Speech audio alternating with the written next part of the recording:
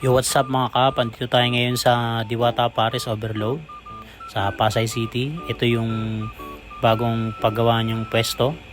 Ni-renovate lang. Maluwag yung parking pala rito. Order muna kayo dito tapos bibigyan kayo ng stub para makuha niyo yung soft drinks, kanin, tsaka pares. Ito yung pwesto ng mga customer. Konti pa lang yung tao kasi maaga ako pumunta. So, hindi siya crowded. Sinadya ko talagang pumunta ng maaga. Umorder ako ng chicken. Dalawa yung binigay sa aking manok eh. Kasi wala daw yung malaki. Tapos isang pares overload.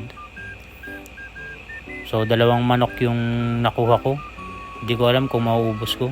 Uy, may langaw pa. Uy. Malutong naman yung bagnet.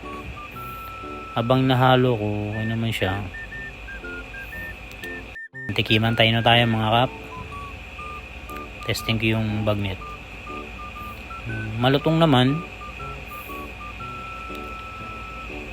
Yung chicharong bulaklak hinahanap ko pero siguro baka sa pagkat na yun baka mukhang karne na siya pag nalagay sa sabaw. Ito yung fried chicken.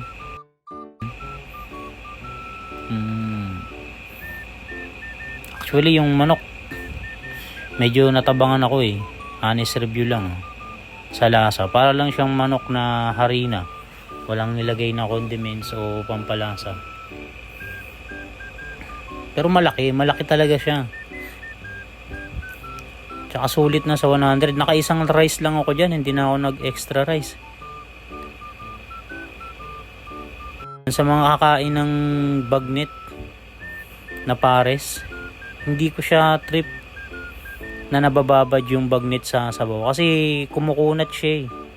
Pag nakababad kailangan kainin mo agad yung bagnet. So ayan, hindi ko naubos. Siguro sa dami ng serving tsaka mag-isa lang kasi ako kumain eh.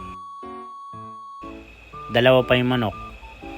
Sorry na, wag ka nang magalit. Thank you Lord sa blessing. Salamat sa mga blessing na dumarating araw-araw. Ayan. Diwata, birthday ko ngayon. Pabati naman oh. Snabbers talaga oh. Sa mga gustong pumunta rito, located pala sila sa tabi ng GSIS Entrance, Macapagal Boulevard, Pasay City. After ko magpares, bumili pala ako ng ice cream avocado flavor. Kasong mahal, 50 pesos. Hindi siya worth it, my friend. Talo gosyo.